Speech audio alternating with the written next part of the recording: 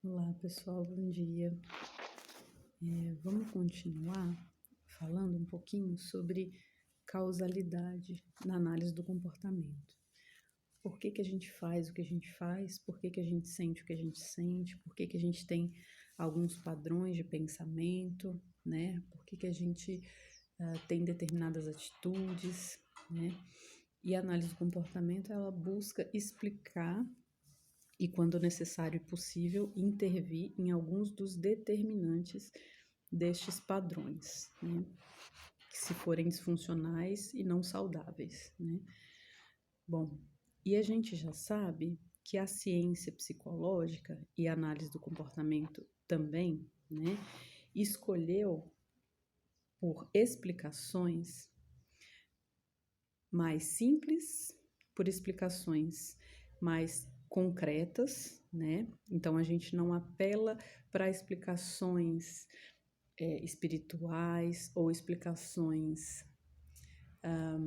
que se refiram a algum outro tipo de fenômeno que não esteja no plano material. E também a gente recorre a explicações que tenham uma lógica, né? Que respeitem a lógica, né?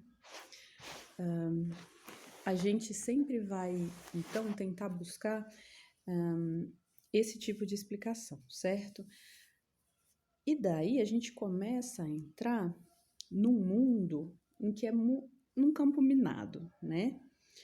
Porque é muito fácil você ver uma pessoa, por exemplo, deprimida e, ao observar aquela pessoa, inferir algumas causas, do tipo: essa pessoa não tem força de vontade, essa pessoa não valoriza a vida, né? O que é isso, força de vontade?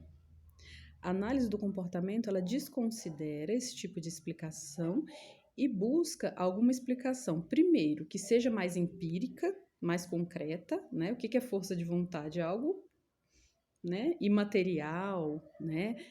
É algo que foge do nosso controle, né? E a análise do comportamento como ciência psicológica, ela busca ter previsão dos fenômenos e, na medida do possível, controlar esses fenômenos quando necessário e importante, né?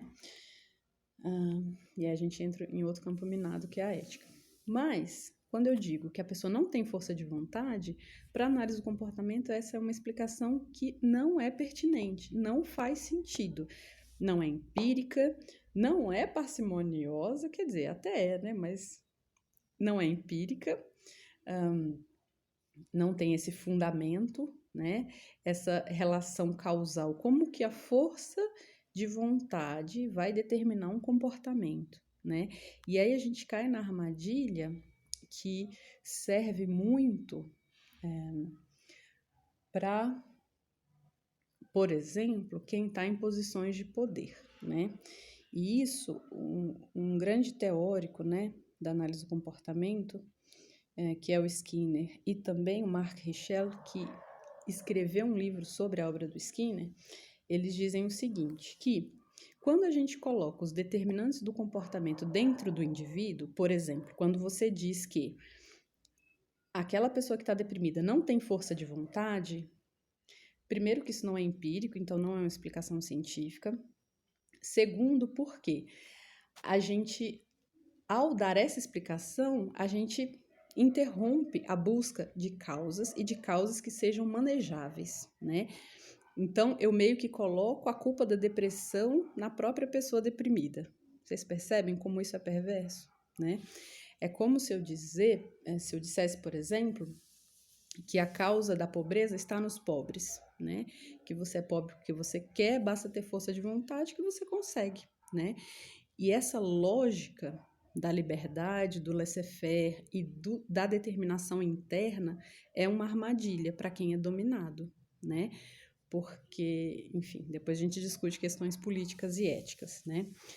Então, eu descarto essa explicação de força de vontade e tento entender o que na história de vida dessa pessoa que a levou a esse padrão de comportamento, né, a esse padrão de respostas fisiológicas, né, incluindo respostas de neurotransmissores cerebrais, né, seja noradrenalina, serotonina, quais são os outros mesmo? GABA e... agora me fugiu, são 4. Enfim.